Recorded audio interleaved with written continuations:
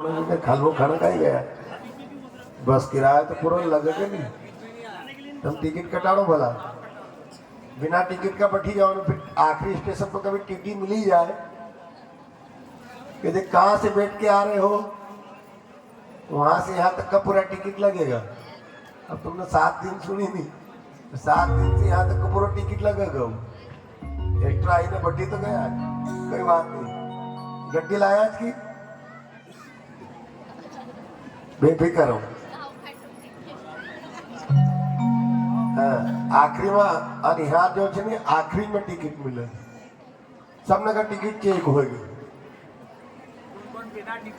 बिना टिकट जो है सबने को चालान डबल बनेगा। सही जगह मंजूर थे कि सबको। बोले नर्मदा मैया की हो। तो आपसे टिकट के रूप में क्या चाहिए मालूम? सब जन हाथ में संकल्प लो, मन में संकल्प लो। टिकट क्या चाहिए? अगर दे सकते हो तो दे देना। कोई धन दौलत नहीं चाहिए, कोई मतलब नहीं है। यहां से जाऊंगा ना तो गोगावा भी नहीं पहुंचूंगा, खत्म ही जाएगा। नहीं चाहिए, कोई मतलब नहीं। एक संकल्प ले लो सब मन में। बोलो संकल्प लेते हो, कोई कठिन नहीं मांग रहा हूं, बहुत सरल मांग रहा हूं। संकल्प लो कि जितनी संख्या में आज यहाँ बैठे हो, इस वर्ष की कथा तो हो गई, इस वर्ष आज अंतिम दिन है, पर प्रति वर्ष हर साल आपके दयालपुरा में कथा होती है। अब इतनी ही संख्या में हर साल, इससे 4 गुनी संख्या में हम 4 को और लेकर आएंगे, और इसी 4 गुनी संख्या में हम इस सवारी को लेकर आएंगे और सबको पावन पुनीत करेंगे। अगर ये संकल्प लेते हो तो मैं दक्षिणा छोड़ता हूं। बोलो अब तो हाथ खड़ा करो।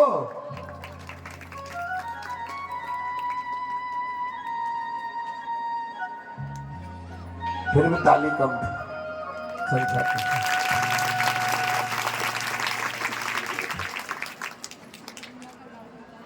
पुण्य सलीला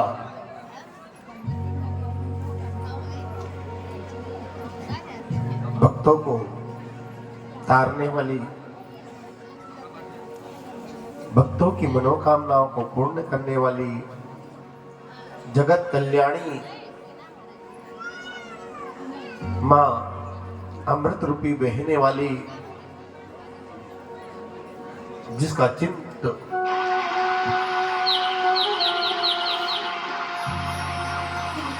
चंद्रमा की समान उज्जवल है, जिसका स्वरूप चंद्रमा के समान शोभायमान होता है, जिसकी सुगंध केसर की तरह सब जगह फैल रही है, और जिसका पानी घट घट में जाकर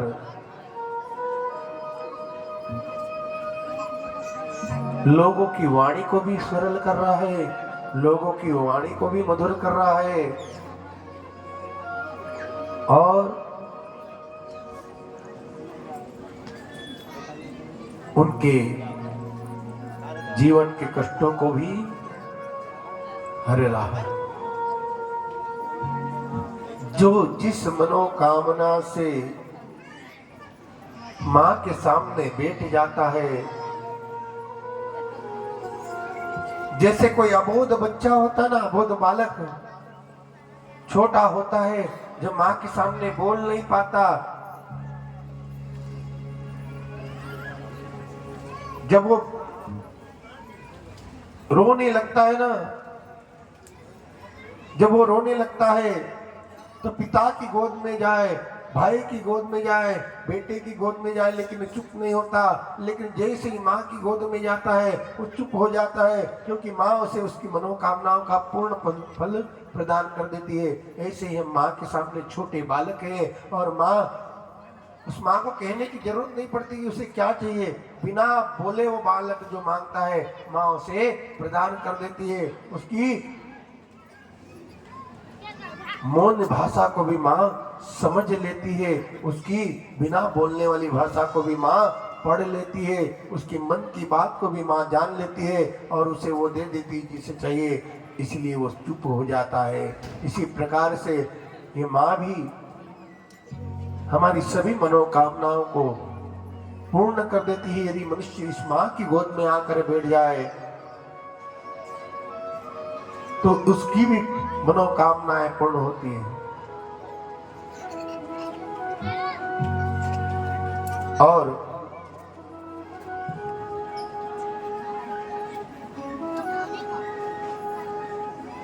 कहा भी है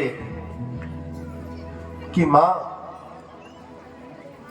ये मां नहीं है, ये कल्प वृक्ष है, ये पुराण नहीं, ये कल्प वृक्ष है। कल्प वृक्ष के बारे में जानते हो आप? कौन कौन पहचानता है कल्प वृक्ष को? जरा हाथ खड़े करो। सुना है ना, समुद्र मंथन में निकला था।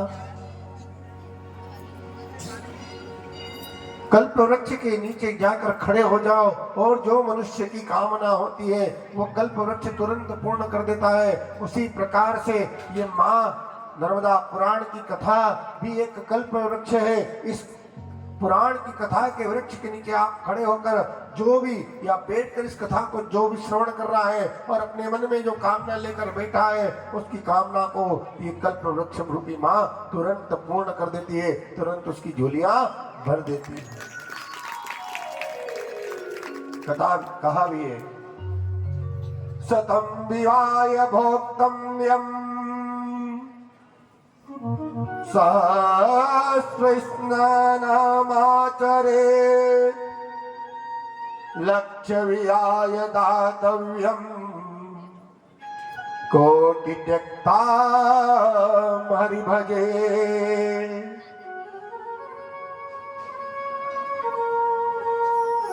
अगर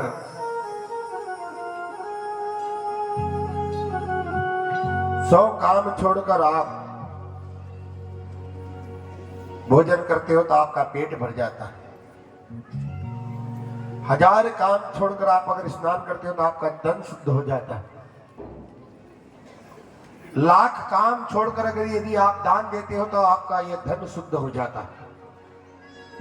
और करोड़ों काम छोड़कर यदि मनुष्य कोटि कोटि काम छोड़कर यदि मनुष्य इस पुराण को सुन ले तो उसके सारे मनोरथ एक ही क्षण में पूर्ण हो सकते हैं। पर हमारे पास टेमच का समस्या तो याद है। और लोग कहते कि वहां कराड़ी तो वहां जिन्ना कराड़ी जो सुनी तो राजर कहीं कर देते अपना सुनना कहीं कराएंगे।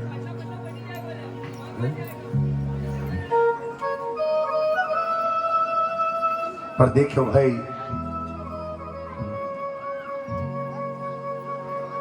जब दीपक जलता है ना तो कभी ये देखकर प्रकाश नहीं देखता कि किसने मुझ में घी डाला, किसने मुझ में रुई डाली, किसने मुझे माचिस से जलाया। वो दीपक तो जो वहां खड़ा रहता है सभी को प्रकाश प्रदान करता है। जैसे यज्ञ होता है और यज्ञ में कोई भी अंत में जाकर पूर्णाहुति डाल सकता है, जैसे नदी बहती है और नदी का जल कोई भी पी सकता है, उसी प्रकार ये पुराण रूपी ज्ञान रूपी नदी बह रही है, इसे आकर कोई भी पी सकता है और अपने जीवन को धन्य बना सकता है।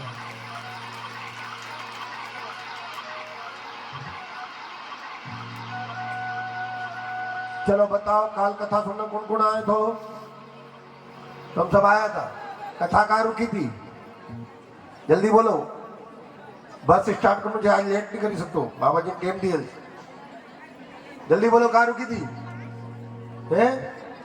खेड़ी घाट, ठीक है, खेड़ी घाट। चलो बस को स्टार्ट कर लो, फटाफट बैठ जाओ। जो नहीं बैठे लो लटका उठा झटका उठा जाओ, कहीं को दरवाजा पर लटकी जाएगी, क्योंकि सीट में अब कम से सवारी ज्यादा होगी। चलो बस में बैठ जाओ, फटाफट फटाफट अपनी अपनी झाड़ी, कहीं सामान भूली मत जा, जो कपड़ा लट्टा सब आज आखिरी दिन से नहीं ध्यान दे जाएगा घाट पर। खेड़ी घाट से यदि हम आगे चलते हैं तो चारुकेश्वर आश्रम के बारे में मैंने कल बताया था। चारुकेश्वर आश्रम में 24 घंटे राम नाम संकीर्तन चलता है। वहां से आगे अगर हम चलते हैं तो भगवान विष्णु के 24 अवतार आते हैं। 24 अवतार तीर्थ। इसके बारे में बताया है कि जब भगवान मार्कंडेय मुनि मां नर्मदा के उत्तर तट पर तप कर रहे थे, तब भगवान मार्कंडेय मुनि की इच्छा ऐसी हुई कि मैं भगवान के 24 अवतार एक साथ देख लूं। 24 अवतार का दर्शन मुझे एक साथ हो जाए। तब उन्होंने मां से इस अर्जी को लगाया और मां को कहा कि मां, मुझे भगवान के 24 अवतार के दर्शन एक साथ करना है। तब मां ने कहा कि बेटा, तुम्हारी ये मनोकामना पूर्ण अवश्य होगी। तुम 7 दिवस में मेरी नर्मदा पुराण की कथा को लोगों को सुनाओ। और उसी 24 अवतार घाट के ऊपर भगवान मार्कंडेय मुनि ने भगवती नर्मदा पुराण की कथा को जब सुनाया, और नर्मदा पुराण की कथा को सुनाने के पश्चात जब उस कथा की पूर्णाहुति हुई, तो भगवान नारायण एक साथ 24 अवतार लेकर भगवान मार्कंडेय के सामने प्रकट हो गए। उसी घाट को 24 अवतार घाट के नाम से जाना जाता है। बोलो नारायण भगवान की जय, पुरुष भगवान की जय, 24 अवतार भगवान की जय हो। तब भाई आज का भी जल्दी जल्दी बोलो, टेम नहीं। नर्मदा जयंती, और नर्मदा जयंती के दिन ओंकार जी नहावन जाओ तो कहीं मजा आवाज है। कौन कौन जाएगी, जरा हाथ खड़ा करो। इतना सा हाथ में कहीं गावने नहीं कहीं जाएगी। जरा हाथ अच्छा घन का खड़ा करोगे तो गाओ नहीं कहीं काल भी हाथ में खड़ा करे तो हम कैसे गाऊं। जरा हाथ अच्छे खड़े करो तब गाएगा। तो बोलो ओंकारेश्वर भगवान की जय हो।